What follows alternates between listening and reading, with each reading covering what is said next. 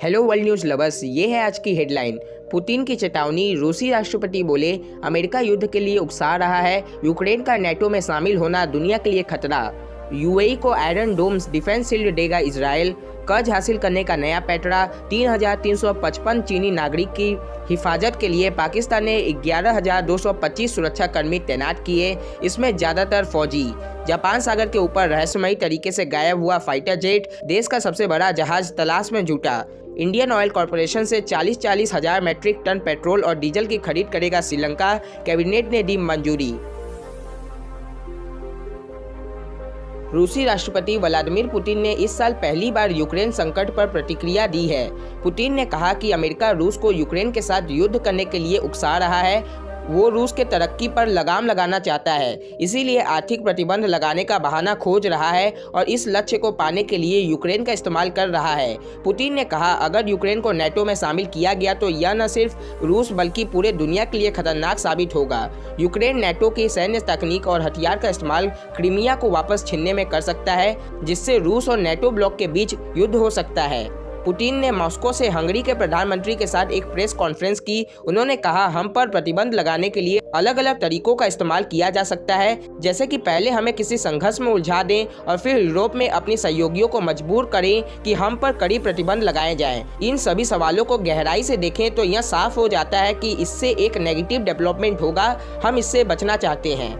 रूस के मुताबिक सभी देशों के हित को ध्यान रखते हुए इस समस्या को हल करने का एक तरीका खोजा जाना चाहिए। अमेरिका और नेटो ने पिछले हफ्ते रूस की मांगों पर लिखित जवाब दिया था। इस पर पुतिन ने कहा कि इसमें भी रूस की प्रमुख चिंताएं को नज़रअंदाज कर दिया गया था। बता दें कि रूस ने सैन्य कार्रवाई के जरिए 2014 में यूक्रेन से क्रीमिया को छीन लिया था। इजराइल ने साफ कर दिया है कि वे अपनी स्पेशल और हाईटेक डिफेंस शील्ड आयरन डोम यूएई को देने के लिए तैयार है। अगर ऐसा होता है तो यूएई पहली अरब देश होगा जिसके पास इजराइल का यह बेहद खास हथियार पहुंचेगा। आयरन डोम के पिछले साल काफी चर्चा हुई थी। तब फिलिस्तीन के आतंकी संगठन हमास ने हजारों रॉकेट इजराइल की तरफ दागे थे, लेकिन आयरन डोम ने इस सभी रॉकेट को हवा में ही मार गिराया था। इस सिस्टम की एक्यूरेसी 90% से भी ज्यादा मानी जाती है। इजराइल के राष्ट्रपति यूएई के दौरे पे थे। इस दौरान यमन के हूती विद्रोहियों की तरफ से एक रॉकेट अबू धाबी की तरफ दागा गया। इसे यूएई के मिसाइल इंटरसेप्टर ने मार गिराया। एक महीने में अबू धाबी पर किया गया यह तीसरा रॉकेट हमला था। पहले हमले में 3 लोग मारे गए थे, इसमें 2 भारतीय और एक पाकिस्तानी नागरिक था। हूती विद्रोहियों को ईरान का समर्थन हासिल है। इजराइल और यूएई के लिए ईरान दुश्मन नंबर 1 है। टाइम्स ऑफ इजराइल की एक रिपोर्ट के मुताबिक इजराइल और यूएई सरकार के बीच पिछले महीने से ही आयरन डोम डील पर बात चल रही थी और यह करीब फाइनल हो चुकी है। किसी भी वक्त इसका ऐलान हो सकता है। फिलहाल अबू धाबी के पास साउथ कोरिया का मिसाइल डिफेंस सिस्टम है, लेकिन यह उतना कारगर नहीं है जितना आयरन डोम। अगर यूएई यह सिस्टम हासिल कर लेता है तो वो ईरान का मुकाबला करने के लिहाज से बहुत ही ताकतवर हो जाएगा। दोनों देश के बीच डिप्लोमेटिक्स रिलेशन पिछले साल ही बने हैं। इसके लिए अमेरिका के तब के राष्ट्रपति डोनाल्ड ट्रंप ने बहुत अहम भूमिका निभाई थी। अब तक 5 अरब देश इजराइल को मान्यता दे चुके हैं। एक मीडिया रिपोर्ट्स के मुताबिक सऊदी अरब भी गुपचुप तरीके से इजराइल से संपर्क में है और वो भी अपने हिफाजत के लिए जल्दी आयरन डोम खरीद सकता है। पाकिस्तान के प्रधानमंत्री इमरान खान 3 फरवरी को चीन यात्रा पर जा रहे हैं। यात्रा के 2 मकसद हैं। पहला, चीन से $3 अरब का कर्ज हासिल करना। दूसरा, चीन पाकिस्तान इकोनॉमिक कॉरिडोर यानी CPEC पर काम फिर शुरू करने का भरोसा दिलाना। इस पर करीब 2 साल से काम बंद है और चीन इससे काफी नाराज है क्योंकि वो इस प्रोजेक्ट पर करीब $16 अरब खर्च कर चुका है।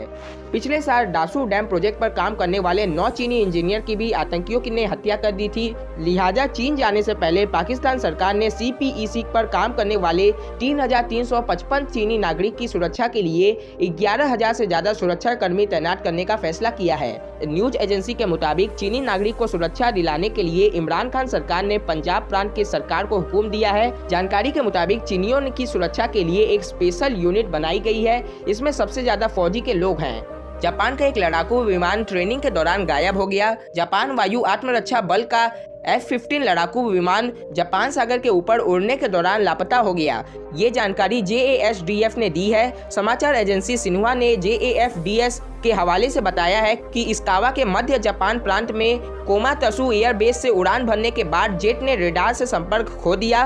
जापान टाइम्स की रिपोर्ट के मुताबिक एक सरकारी प्रवक्ता ने कहा कि जापानी विमान और जहाज F-15 फाइटर जेट के 2 चालक दल की तलाश कर रहे हैं, जिसके बारे में माना जा रहा है कि वह जापान सागर में दुर्घटनाग्रस्त हो गया है। रिपोर्ट के अनुसार बचाव कार्यों में जुटे लड़ाकू और जीवन रक्षक उपकरणों का एक हिस्सा बेस से लगभग 5 किलोमीटर की दूरी पर पानी में तैरता हुआ देखा गया। चालक दलों की तलाश में JASDF, maritime self defence force, तटरक्षक बल के विमान, हेलीकॉप्टर और जहाज जुटे हैं, जिसमें हयुगा हेलीकॉप्टर कैरियर भी शामिल है, जो जापान के सबसे बड़े जहाजों में से एक है। जापान के रक्षा मंत्री ने सभी उड़ानों का सावधानी पूर्वक निरीक्षण करने के निर्देश दिए हैं।